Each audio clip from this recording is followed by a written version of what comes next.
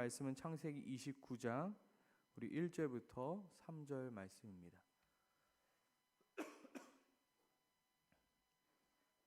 창세기 29장 1절에서 3절 말씀입니다. 함께 말씀을 읽도록 하겠습니다. 함께 읽겠습니다. 야곱이 길을 떠나 동방 사람의 땅에 이르러 본즉 들에 우물이 있고 그 곁에 양 셋 떼가 누워 있으니 이는 목자들이 그 우물에서 양 떼에게 물을 먹임이라. 큰 돌로 우물 아귀를 덮었다가 모든 떼가 모이며 그들이 우물 돌을 옮기고 그 양 떼에게 물을 먹이고는 우물 아귀를 그 자리에 다시 덮더라. 아멘.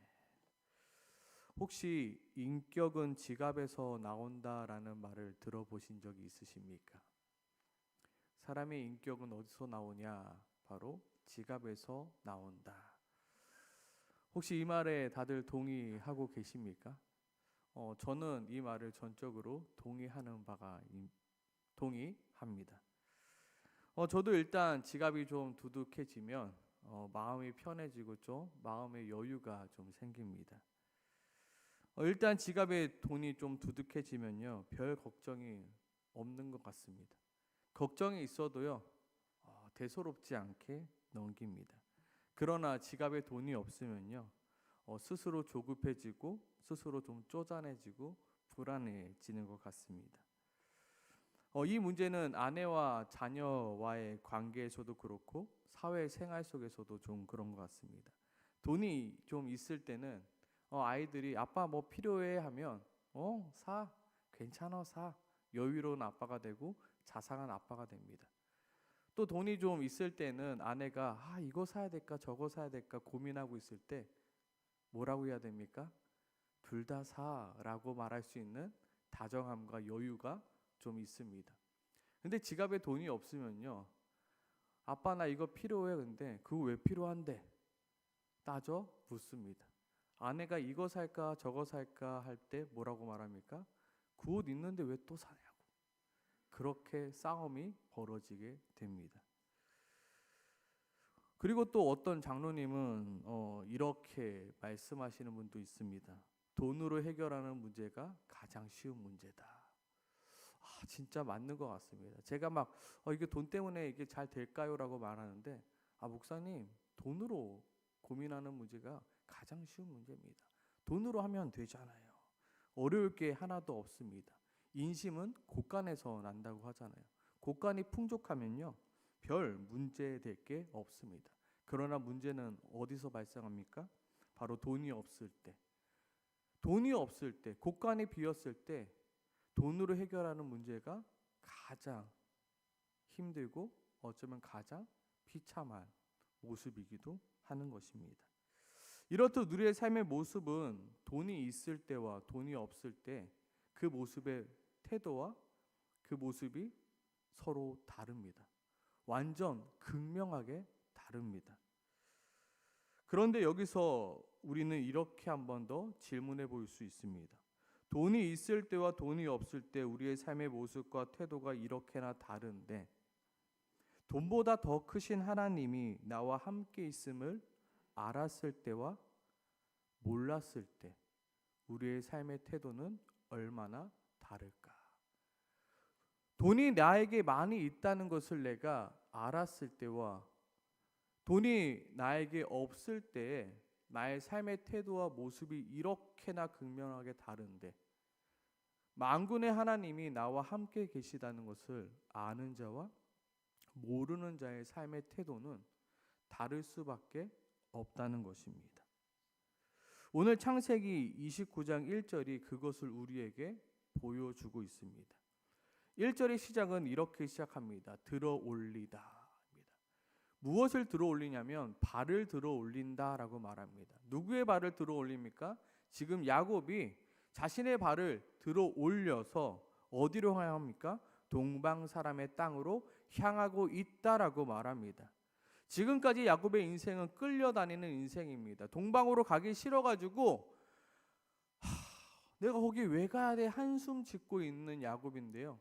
어느 순간 야곱의 삶의 태도가 자신의 발을 들어 동방으로 향하는 자신만만한 모습으로 바뀌어지고 있습니다.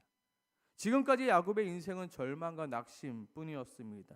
어떻게든 자신이 좀 살아보고자 팥죽도 팔아 장자권도 사고 아버지 이삭을 속여 축복도 받았지만 결국 쫓겨난 건 누굽니까? 야곱이라고요. 야곱은 쫓겨나면서도 분했을 거예요. 왜 형이 아니라 내가 쫓겨나야 되냐고. 왜 항상 나만 이렇게 쫓겨가야 되냐고. 왜 나만 이렇게 불이익 당해야 되고 왜 나만 이렇게 힘들어야 되냐고 절망할 수밖에 없습니다. 둘째로 태어난 것도 억울한데 너무나도 힘들고 어려운 삶이 야곱 앞에 있기에 힘든 겁니다. 어려운 것입니다. 또 막상 집을 떠나 외삼촌 라반의 집으로 가는데 가기 싫죠. 그 야곱의 마음이 좀 느껴지시면 가기 싫죠. 지금 끌려가는 겁니다. 제가 성경에는 나와 있지 않지만 아무리 아빠 이삭이 야곱보다 에서를 더 사랑한다 하더라도 이 알지도 못하는 그 곳으로 가는데 종이라도 좀 딸려 보내지 않았을까? 근데 그 종은 어떻게 해요? 야곱 빨리 가야 돼. 야곱 빨리 가야 돼. 야곱은 가기 싫어 죽으려고 그러는데 야곱은 끌려가는 거죠. 설령 종이 없고 혼자 가더라도 지금 야곱은 질질 끌려가는 겁니다. 가기 싫다. 가기 싫다. 거기에는 소망도 없고 희망도 없고 기쁨도 없습니다. 그런데 그런 야곱의 태도가 오늘 본문 속 29장 1절에 확 바뀌게 되는 것입니다. 그전에는 맞이 못해서 그리고 억지로 그리고 할 수 없이 끌려갔던 모습이었다라면 지금은 좀 더 자발적으로 지금은 좀 더 자기 주도적으로 바뀌고 있는 것입니다. 이렇게 야곱의 태도가 바뀐 이유는 야곱의 환경이 바뀌어서도 아니고 야곱의 상황이 바뀌어서도 아니라 드디어 지금 한 가지 사실을 깨닫게 된 것입니다. 무엇입니까? 하나님이 나와 함께 하신다는 그 사실을 야곱이 드디어 알았기 때문입니다. 그가 하나님이 나와 함께 하신다는 그 사실을 아는 순간 그의 삶의 태도가 완전히 바뀌어집니다. 환경은 그대로입니다. 상황도 그대로입니다. 그러나 지금 야곱이 깨달은 것, 하나님이 나와 함께하고 계신다는 그 사실을 알므로 그의 삶의 모습과 태도는 이전과는 전혀 다른 삶의 모습과 태도가 되어버린 것입니다. 야곱도 하나님을 알았죠. 그러나 그 하나님은 아버지 이삭과만 함께 하시지 자신과는 함께하지 않는 하나님으로 알았습니다. 그리고 어린 야곱의 생각에는 하나님은 첫째 그 예서형만 사랑하시지 나 같은 것은 사랑하지 않을 거야. 하나님은 뭐든 잘하는 그 형 예서만 사랑하고 그 예서에게만 관심 있고 나에게는 관심 없을 거야라고 그런 생각 속에서 살아왔습니다. 그러나 야곱은 이제 하나님이 여기도 함께 하시는구나. 하나님이 나와도 함께하고 계시는구나. 지금 내가 이렇게 쫓겨나 있는 그 광야에 내가 처량하게 누워 있는데 그곳에서도 나와 함께하고 계시는구나라는 사실을 야곱이 이제 내가 알았나이다라고 고백하고 있지 않습니까? 그전에는 몰랐다고요. 하나님이 나와 함께하고 있는지. 그래서 늘 불안하고 그래서 늘 초조하고 그래서 늘 두려움 속에 살아왔다고요. 근데 이제 내가 알겠다고요. 뭘요? 하나님이 나와 함께하고 계신다는 사실을요. 그리고 하나님이 그 야곱에게 약속하시잖아요. 너가 어디로 가든지 내가 너와 함께할 것이다. 그리고 너가 다시 이 땅으로 돌아올 때까지 내가 너를 떠나지 아니하리라. 야곱에는 이 약속이 자신에게 주어지게 된 것입니다. 오늘 설교를 들으면서 여러 유명한 목사님들의 설교를 좀 들어봤습니다. 하나같이 바뀐 야곱의 삶을 이야기하시더라고요.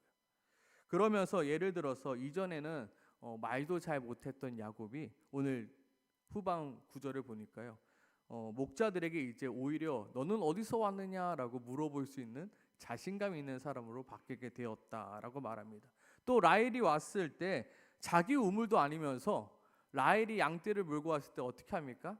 자기가 그 우물에 그 바위를 옮기고 자기 우물도 아닌데 자기가 그 라헬의 양떼에 물을 먹이는 장면이 나옵니다. 그 당당한 그 담대함. 그리고 삼촌 라반이 너의 품삯을 내가 정하겠다 했을 때 야곱이 어떻게 말합니까? 다 필요 없습니다. 나는 라헬만 있으면 됩니다. 다 필요 없습니다라고 말할 수 있는 이 멋진 모습. 어디서 나오는 겁니까? 하나님이 나와 함께하고 계신다.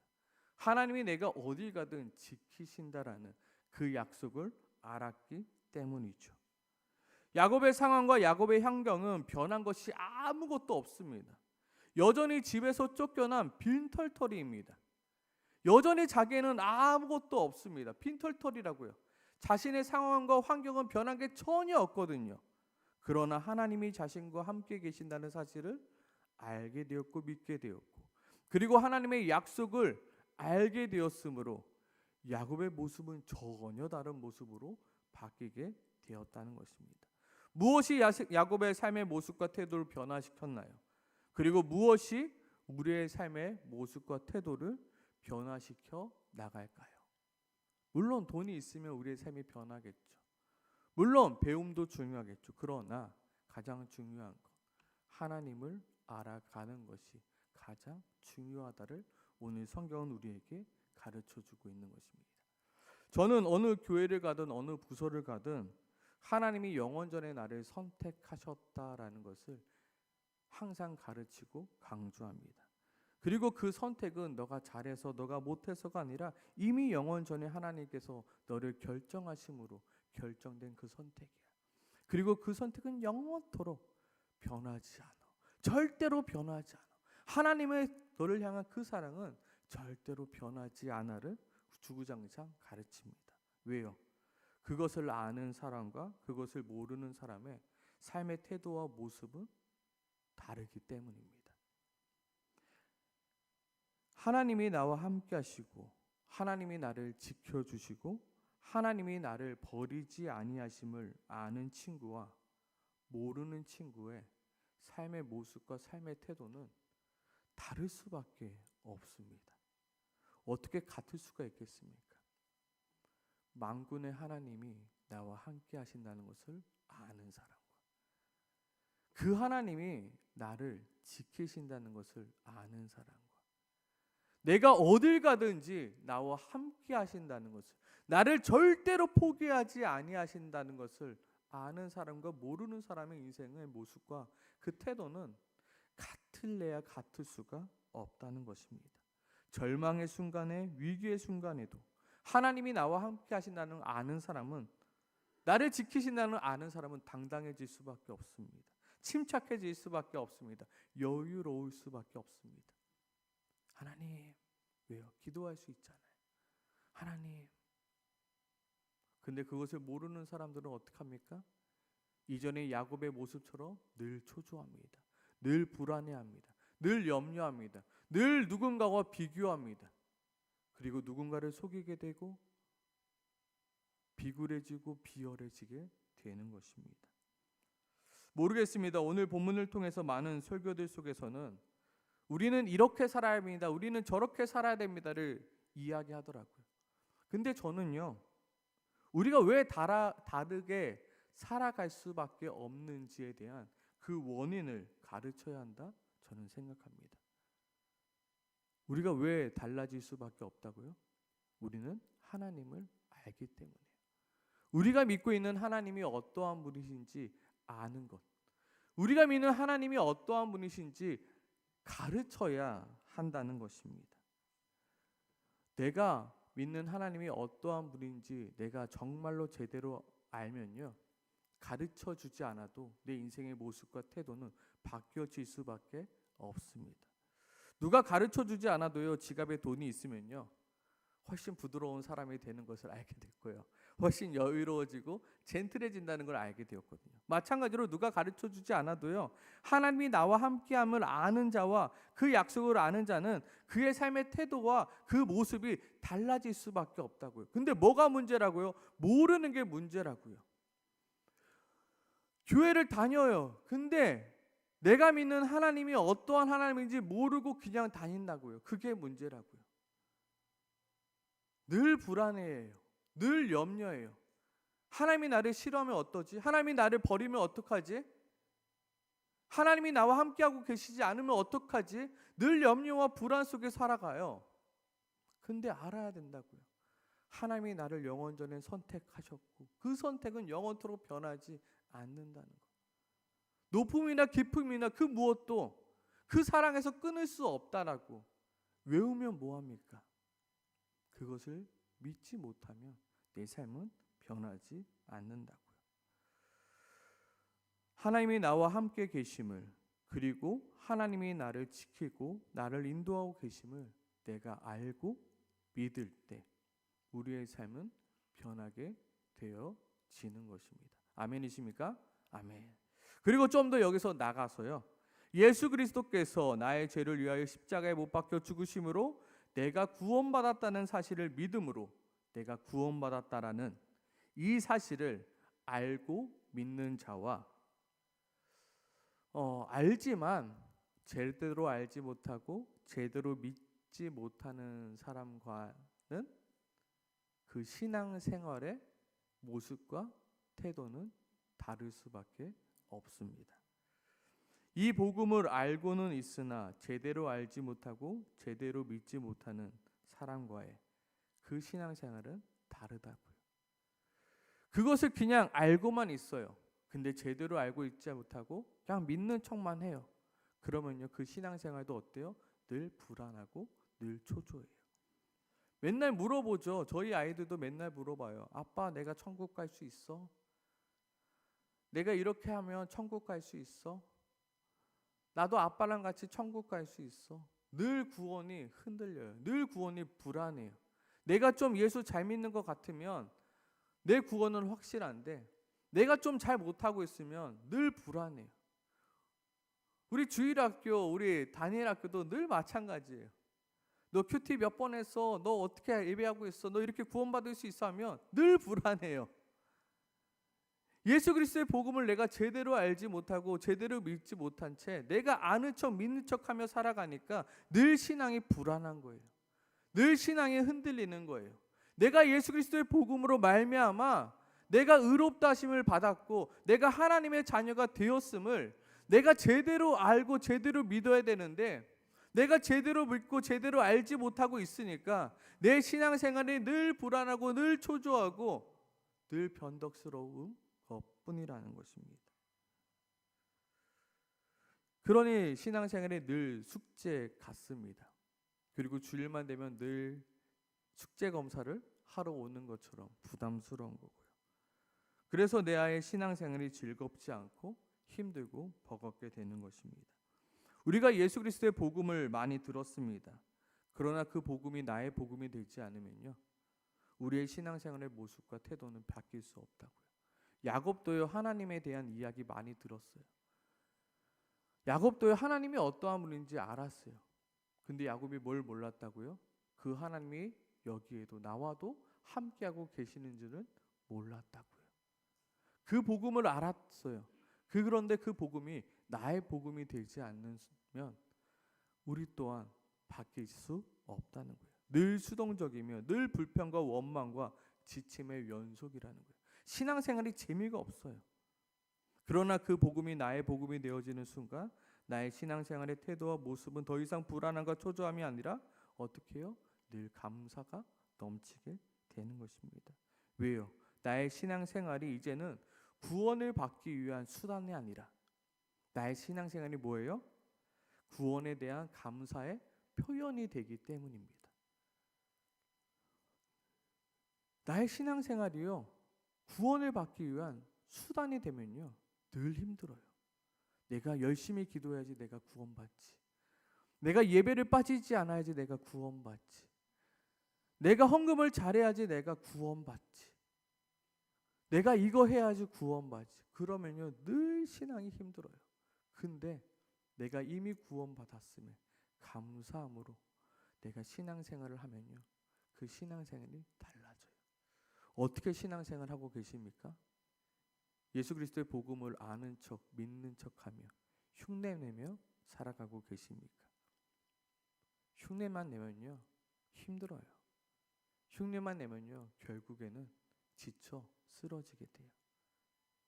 예수 그리스도의 그 복음을 제대로 알고 제대로 믿어야 되는 거예요. 하나님, 기도하면 돼요. 하나님, 내가 오랜 신앙생활 했는데 내가 제대로 예수 그리스도의 복음을 모르는 것 같아요.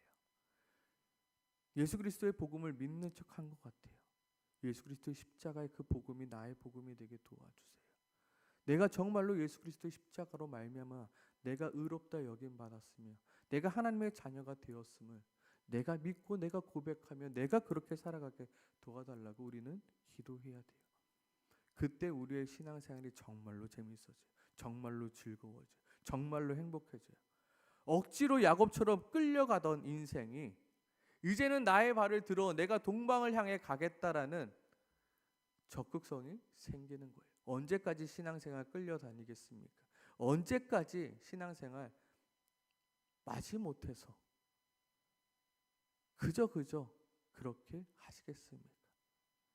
복음을 알아야 나의 신앙생활이 바뀌게 되는 것입니다. 마지막으로 성령 하나님께서 내 마음 가운데 오셔서 나를 변화시켜 가심을 아는 사람과 모르는 사람의 그 삶의 태도와 삶의 모습은 다를 수밖에 없습니다. 성령 하나님 어떠한 하나님이십니까? 나의 삶 속에서 나의 마음 가운데 오셔서 나를 변화시켜 가시는 하나님이십니다. 어느 교회에 진짜 성질이 급하고 말도 함부로 하는 한 장로님이 계셨습니다. 우리 하나로 장로교회 얘기 아닙니다.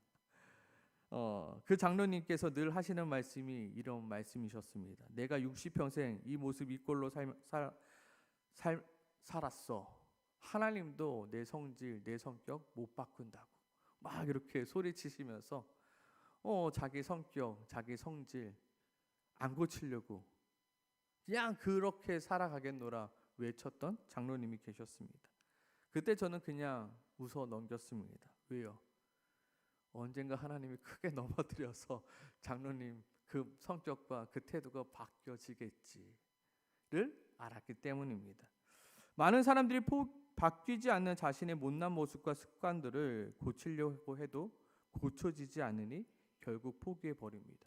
나는 변할 수 없나 봐. 나는 고쳐질 수 없나 봐. 나는 이 모양 이 꼴인가 봐. 나는 바뀔 수 없나 봐. 결국 나의 성격, 나의 성질, 나의 버릇, 내 습관 바꾸려 하지 않습니다. 그러나 정말로 성령 하나님께서 내 마음 가운데 오셔서 나를 변화시키심을 아는 사람은 어떻습니까? 내 변하지 못하는 모습을 계속해서 바꾸려고 노력합니다. 정말로 성령 하나님을 믿고 아는 사람은 계속해서 노력합니다. 왜요?